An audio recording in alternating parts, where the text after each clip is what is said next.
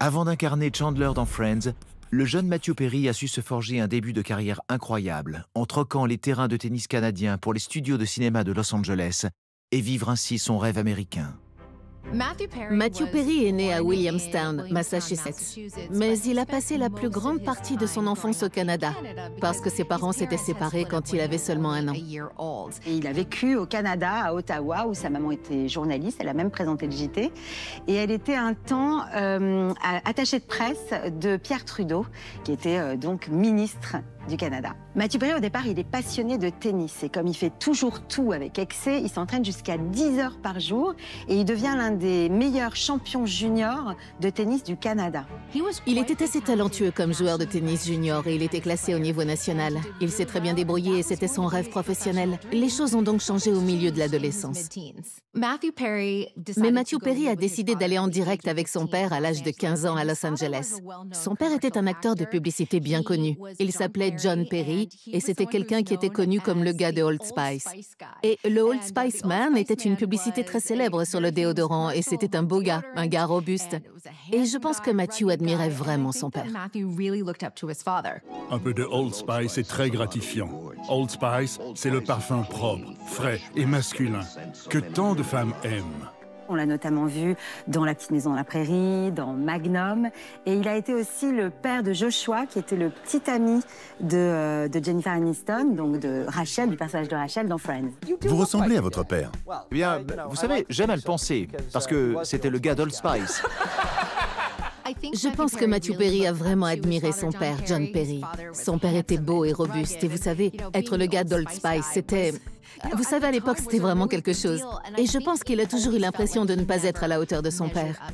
Il n'avait pas l'impression d'être à la hauteur, peut-être en termes de talent, peut-être en termes de physique et de choses comme ça. Et Matthew Perry s'est vraiment rendu compte qu'il se sentait en quelque sorte isolé, parce que son père avait une famille, sa mère avait une famille, elle s'était remariée avec Keith Morrison de Dateline. Et je pense que Matthew Perry s'est senti divisé entre ces deux mondes. C'est donc vers l'acting que Matthew va se tourner. J'ai auditionné pour une pièce de théâtre au lycée qui s'appelait Our Town, une pièce très connue. J'ai eu le rôle de George Gibbs. J'ai passé un très bon moment. Et je me suis rendu compte que c'était la seule chose à l'école pour laquelle j'ai vraiment aimé travailler dur. Quand il arrive à Los Angeles, son père lui dit « Mais tu devrais être comédien, t'es un mec marrant, vas-y, tente ta chance. » Et il lui offre un rôle dans la série dans laquelle il joue, qui s'appelle 240 Robert. Donc ça va être ses premiers pas à la télévision. En grande partie pour suivre les pas de son père, John Perry. Quand vous étiez petit, voir votre père à la télévision, ça a dû être incroyablement excitant, Oui, non? je pense que c'est pour ça que je me suis lancé là-dedans. Donc, Matthew Perry a commencé les auditions comme tout le monde.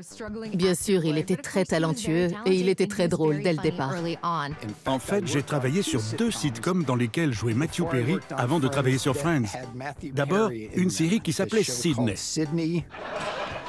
Ray, mon gars, d'homme à homme, donne-moi un coca et dis-moi quoi de neuf. Et il y avait cette autre série appelée Home Free, dans laquelle il a joué.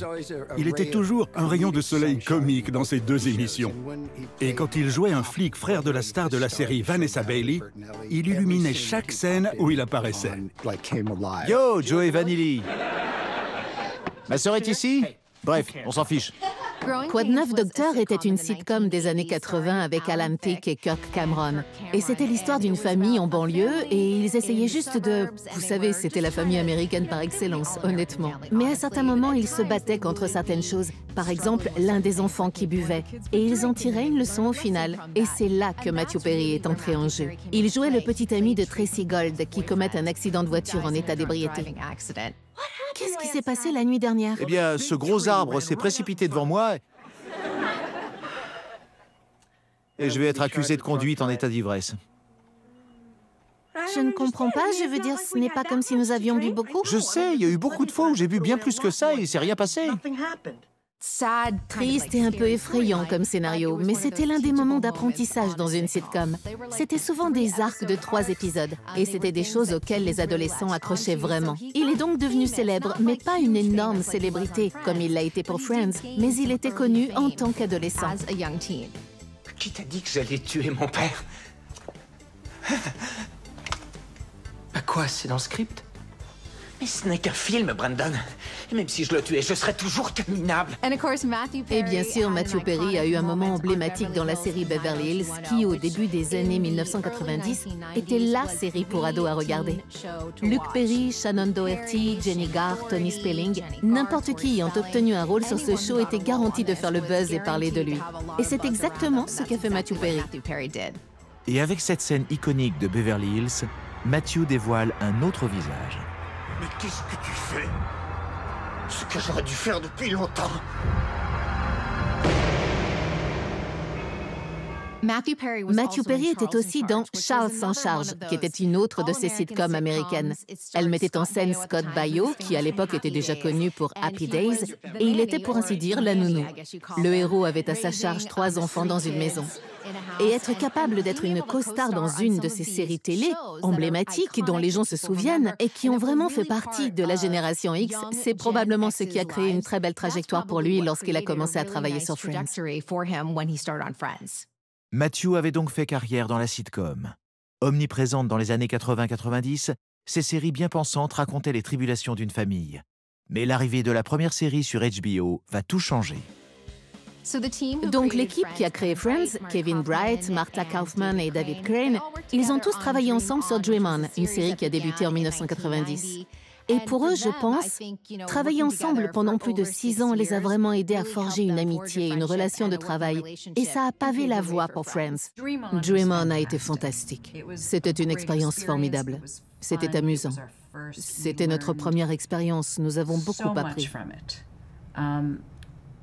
Mais Friends était parfait. Martha Kaufman et David Crane, qui sont les 2 créateurs de Friends, en fait, avaient vécu en colocation ensemble à New York, où ils avaient fait leurs études pour devenir scénaristes. Et en fait, Friends, ça raconte un peu leur histoire d'étudiants colocataires à New York. Ils l'ont écrit sur un petit bout de table d'un café où ils se retrouvaient régulièrement dans un quartier de West Hollywood. J'ai été engagé pour faire ce pilote qui n'avait même pas encore de diffuseur à l'époque. Et le titre provisoire était initialement Six of One, puis est devenu Friends Like Us. Et c'est comme s'il y avait de petits signes que quelque chose de vraiment magique allait se passer à chaque étape du processus. Matthew Perry a été choisi pour une série télévisée intitulée LAX 2194 qui parlait de l'aéroport de Los Angeles dans le futur. Encore une fois, Perry ne manque pas d'humour quant à ce show. Mais j'étais plus sur le marché parce que j'avais pris un boulot sur un pilote qui s'appelait LAX 2194. C'était à propos des bagagistes à l'aéroport de Los Angeles, l'aéroport de LA en 2194. Dans le même temps, il va recevoir un scénario, le scénario d'une série qui s'appelle Six of One. Il est un peu embêté parce qu'il ne peut pas accepter tout de go, même de passer le casting, il n'est pas libre. J'y ai vu un personnage qui était moi. Et nous savons tous de quel personnage il s'agit. Et je me suis dit, je suis ce gars, je suis Chandler.